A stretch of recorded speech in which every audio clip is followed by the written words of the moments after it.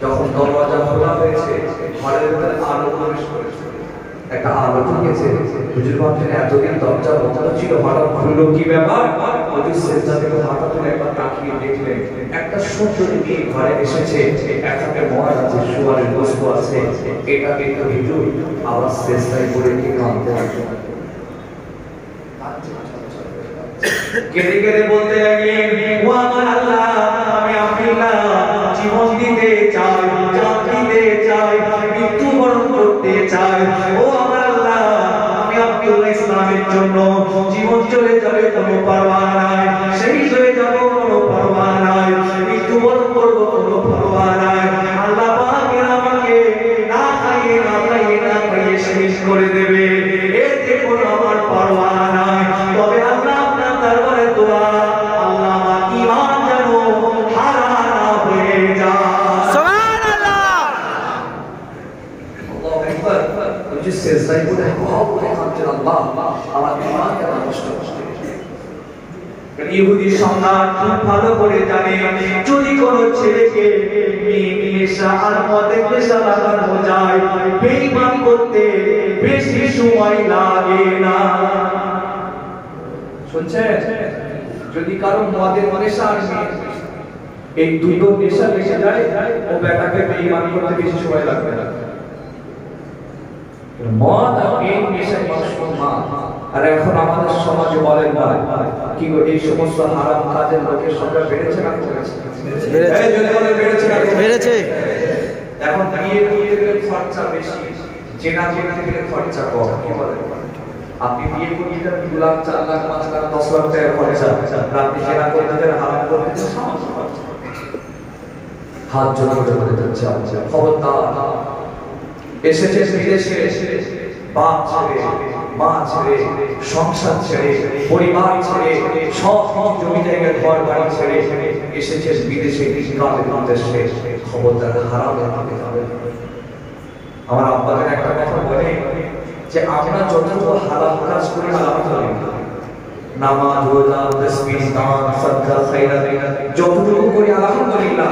আব্বাজান এই কথাটা বলেন যে হারামটা স্টপ করে দাও, হারামটা বন্ধ করে দাও, হারাম বন্ধ করে দাও। যতটুকু হালাল করি করি আল্লাহ জান্নাত নসিব করে দেবে। সুবহানাল্লাহ। হারাম আমাদের মধ্যে বলে ইনশাআল্লাহ, ইনশাআল্লাহ, বলে ইনশাআল্লাহ, ইনশাআল্লাহ। বলে হারাম বন্ধ করে দাও। মদ, সুদ, ঘুষ, দাড়ি, গাঁজা, জিনা, ব্যভিচার, মিথ্যা কথা বলা, চিনিবাজি করা, আমানতের খেয়ানত করা, কথা দিয়ে কথা না রাখা, জবান দিয়ে জবান আদায় না করা, যত হারাম আছে বলে বন্ধ করে দাও, স্টপ করো। যতটুকু হালাল আমরা করি ইনশাআল্লাহ আল্লাহ নাজাত দিয়ে দেবে। সুবহানাল্লাহ। যেন আমরা সব ছেড়ে এসেছি। এই মুম্বাই আগেও এসেছি, দেখেছি বাচ্চাদের ভাইরা কত কষ্ট করে থাকে, যেখানেই খায় সেখানেই শোয় সেখানেই রান্না করে। কিন্তু এরকম আছে না?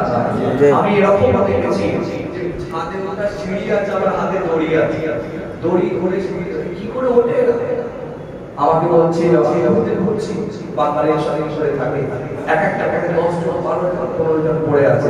এদিকে ওর ডান দিকে কাত হয়ে ঘুমাই, সকাল সকাল ডান দিকে কাত হয়ে আছে। ঠিক বলছি না ভুল বলছি?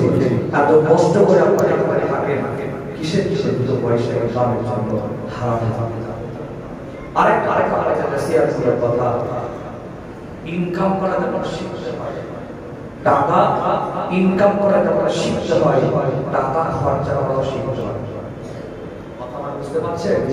ইনকাম করা যেমন শিখতে হয়, তেমন খরচা করা শিখতে হয়। কষ্ট করে হালাল ইনকাম করছেন, হারামে খরচা করা যাবে না। খবরদার করবেন না। হারাম থেকে হেফাজত করুন। আল্লাহ কবুল করেন। বলেন আল্লাহুম্মা আমিন, বলেন আল্লাহুম্মা আমিন। হারাম থেকে আল্লাহ এই কাজটা করেছেন। রাসূলুল্লাহ সাহাবী যেখানে বলেন মেয়েটি ঘরের ঘরে ঢুকেছে, হুজুর মাথা তুলে তাকিয়েছেন, আবার সেজদায় পড়ে গেছে। ওই মেয়েটি কিতাবের মধ্যে আছে, ওই মেয়েটি ঘরের ভেতরে একদিন নয়, দুদিন নয়, 3 দিন থাকার পরেতে ওই মেয়েটি ঘরের ভেতর থেকে বার হয়ে সম্রাটের সামনে দাঁড়িয়ে বলেছিলেন, এ সম্রাট, আপনি কোথায় পাঠিয়েছে, কার কাছে পাঠিয়েছে, কোন জায়গায় পাঠিয়েছে?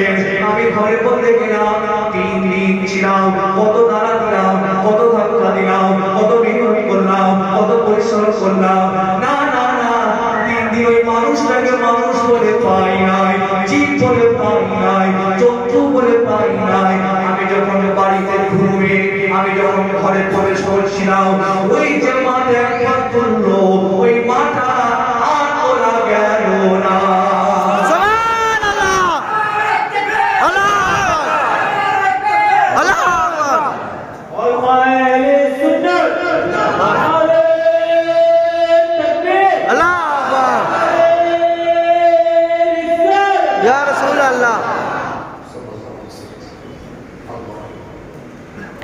মেয়েকে হাওয়া করে কাঁদেছে, কারণ মেয়েটি মনে মনে অহংকার করে বলেছিল, এ সাদা, আমার মতো সুন্দরী মেয়ের সামনে পৃথিবীর কেউ দাঁড়াতে পারবে না।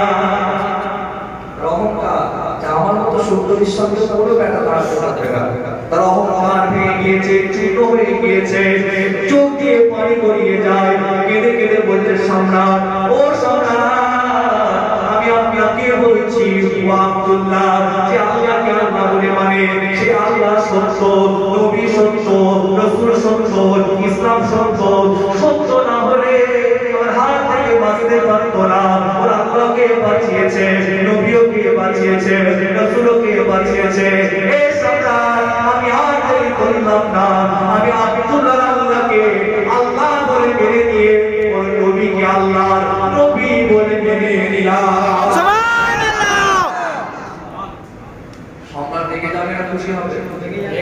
একটু জোরে বলতে হবে, ও বেটা রেগে বেরিয়ে যা, দূর হয়ে যা, তোকে আমার দরবারে ডেকেছিলাম আব্দুল্লাহকে মদ খাওয়াতে, শুয়ারের গোশত খাওয়াতে, জেনা করাতে, ব্যভিচার করাতে, তুই উল্টে উত্তরে রেগে গিয়েছে, রাগে করে ফুটছে, রাগান্বিত অবস্থায় হুকুম দিচ্ছে দরবারের লোকেদের, তাড়াতাড়ি আমার সামনে আগুন জ্বালাও। আগুন জ্বালানো হলো, আবার বলছে, কড়া দাও, কড়া দেওয়া হলো, কড়াই তেল দাও, তেল দেওয়া হলো, তেলটা ফোটাও, তেল টকবক টকবক করে ফুটছে। সম্মান করে নেয়, যাও আব্দুল্লাহকে বাইরে বার করে নিয়ে এসো। রাসূলুল্লাহ সাহাবীরা আব্দুল্লাহকে বাইরে বার করা হচ্ছে। দীর্ঘদিন খাওয়া হয়নি, কমজোর হয়ে গেছে, দুর্বল হয়ে গেছে, মাজুর হয়ে গেছে, ঠিক মতো হাঁটতে চলতে ঠিক মতো পাচ্ছেন না। ধরে ধরে হুজুরকে সম্রাটের সামনে আনা হলো। হুজুর দাঁড়িয়ে আছে, দেখছেন সম্রাট রাগান্বিত অবস্থায় বসে আছে, সামনে আগুনে কড়াই দিয়ে টকবক করে ফুটছে। সম্রাট বলেন, যাও আব্দুল্লাহ সাথী সঙ্গী যারা বন্দী আছে ওদের কোল করে নিয়ে এসো। রাসূলের সাহাবীরা হাতে আব্দুল্লাহ সাথী সঙ্গীদেরকে আনা হলো। সম্রাট হুকুম দিচ্ছেন, আব্দুল্লাহ সাথীদের ভেতর থেকে একজনকে ওই ফুটন্ত জলজল তেলেতে ফেলে দাও। নবীর একজন সাহাবী হাতে আব্দুল্লাহর একটা সাথীকে তুলে নিয়ে ওই ফুটন্ত জলজল তেলে ফেলা হলো। সঙ্গে সঙ্গে পুলিশ শেষ হয়ে গেল। এটা দেখে হাতে আব্দুল্লাহ তার চোখে টকটক করে পানি পড়ে, হুজুর কাঁদছে, হুজুর কাঁদছে ঝরঝর করে। সম্রাট আব্দুল্লাহ কাঁদছো কেন? কি হলো তোমার? চোখে কেন পানি গড়িয়ে যায়? এবার তুমি ইসলাম ছেড়ে দেবে, নবী ছেড়ে দেবে, রাসূল ছেড়ে দেবে? তুমি কি দেখলে না আমার কত বড় ক্ষমতা? তোমার সামনে তোমাকে না খাইয়ে কতদিন রেখে দিলাম, তোমার সামনে তোমার একজন সাথীকে ফুটন্ত জলজল তেলে দিয়ে পুড়িয়ে মেরে দিলাম। আব্দুল্লাহ, ইসলাম ছেড়ে দাও, নবী ছেড়ে দাও, রাসূল ছেড়ে দাও, তুমি আমার দলে চলে এসো, তোমার সম্পত্তি অর্ধেক মালিকানা তুমি পেয়ে যাবে।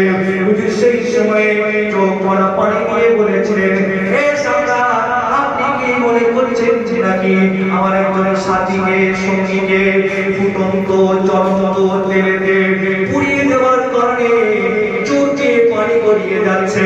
না না না, এই জন্য আমি কাঁদছি না, আমি দিচ্ছি কিয়ামতের কঠিন দিনেতে আমার আল্লাহ আপনার মতো জালেম অত্যাচারী বাদশাগুলোকে কোটি জাহান্নামের আগুনে তিনি পুড়াবেন।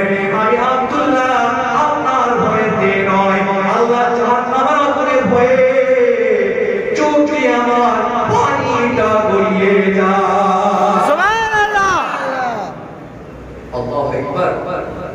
হযরত আব্দুল্লাহ ঈমান ছাড়লেন না, ইসলাম ছাড়লেন না, সম্রাট ঈমান আনলো না। সম্রাট বলেন আব্দুল্লাহ তুমি তোমার তরবারি নিয়ে ইরানের সীমানা ছেড়ে চলে যাও, পারস্য সীমানা ছেড়ে চলে যাও। যদি তোমাকে ইরানের সীমানায় দেখতে পাই খবর খারাপ আছে। হযরত আব্দুল্লাহ তরবারি সাথীদেরকে নিয়ে ইরানের জমিনে চলে যাচ্ছেন, টুকটুক করে মদিনা শরীফে চলে যাচ্ছেন। যেতে যেতে যেতে যেতে দিন যায় রাত আসে, এভাবে যেতে যেতে যখন তিনি মদিনার সীমানায় প্রবেশ করছেন দেখতে পাচ্ছেন মদিনার সীমানায় খলিফাতুল মুসলিমিন আমিরুল মুমিনিন হযরত ওমর ফারুক স্বয়ং নিজে দাঁড়িয়ে আছেন। সুবহানাল্লাহ। হযরত ওমর দেখছেন আমার আব্দুল্লাহ এগিয়ে আসছে, আব্দুল্লাহ দেখছেন ওমর ফারুক দাঁড়িয়ে আছে। দুজনের সামনাসামনি হয়ে গেলেন, মুসাফা করলেন, জড়িয়ে ধরলেন। হযরত আব্দুল্লাহ কপালে ওমর ফারুক চুমা দিয়ে বলেছিলেন, ভাই আব্দুল্লাহ নসিব কত আপনার, তকদীর কত বড় আপনার, কপাল কত বড় আপনার, আপনি জানেন না গত রাতে আমার সাথে আল্লাহর নবী দিদার করেছেন। সুবহানাল্লাহ। নবী আমাকে বলল, ওমর আমার আব্দুল্লাহ ইরানের জমিনে গিয়েছিল, ইসলামের সাথে কুফরের লড়াই হয়েছে, হকের সাথে নাহকের লড়াই হয়েছে, সত্যের সাথে মিথ্যার লড়াই হয়েছে। আমার আব্দুল্লাহ ঈমান বাঁচিয়ে ফিরে এসেছে, আল্লাহ তাকে বাঁচিয়েছে। আরে ওমর আব্দুল্লাহকে বলে দেবে আল্লাহ যেমন খুশি হয়েছেন আমি নবীও তেমন খুশি হয়েছি। সুবহানাল্লাহ। হযরত আব্দুল্লাহ নামছে ওমর ফারুক বলছেন, তুমি আরো জানিয়ে দেবে আল্লাহ পাক বলেছে আব্দুল্লাহর নামায়ে আমালে ওমরের মতো বরাবর নেকি সওয়াব আল্লাহ দান করে দিয়েছেন। সুবহানাল্লাহ। বলা গেল না? সুবহানাল্লাহ। সবাই মিলে বলা গেল না? সুবহানাল্লাহ। সাহাবী হযরত আব্দুল্লাহ হুজুরকে জেনেছিলেন কেমন মানা মেনেছিলেন, তিনি শুনেছিলেন মন হারাম, চেনা হারাম, সোয়ালের বলে খাওয়া হারাম। জীবনের শেষ মুহূর্ত দাঁড়িয়ে কঠিন পরিস্থিতিতে দাঁড়িয়ে তিনি হারামের সাথে কম্প্রোমাইজ করেননি, জীবন দিতে রাজি হয়েছেন, জান জানতে রাজি হয়েছেন, সেই থেকে রাজি হয়েছেন, কিন্তু হারাম তিনি খেতে রাজি হননি। যে শিক্ষা ইমাম হুসাইন কারবালার জমিনে দিয়েছিলেন, কারবালার জমিনে ইমাম হুসাইন শাহাদাতের আগে ইন্তেকালের আগে খোদা তীরে পৌঁছে গেছেন, পানি তুলেছেন, পানিটা ফেলে দিয়েছিলেন। জানেন তো আপনারা কেন ফেলেছিলেন? হারাম খুন ছিল, রক্ত হারাম হারাম হারাম। সবাই মিলে বলে হারাম, জোরে বলে হারাম। রক্ত হারাম, রক্ত বিক্রি করা হারাম। হুজুর তুলে দেখছেন যে আমি